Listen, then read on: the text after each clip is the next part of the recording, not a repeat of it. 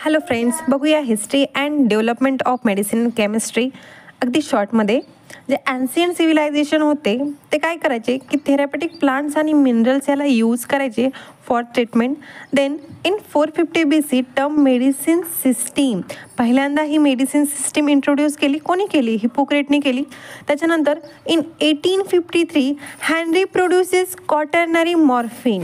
यांनी काय केलं? क्वाटर्नरी मॉर्फिनला प्रोड्यूस केलं, ज्याचा यूज होऊ लागला ॲज अ कफ सिडेटिव्ह.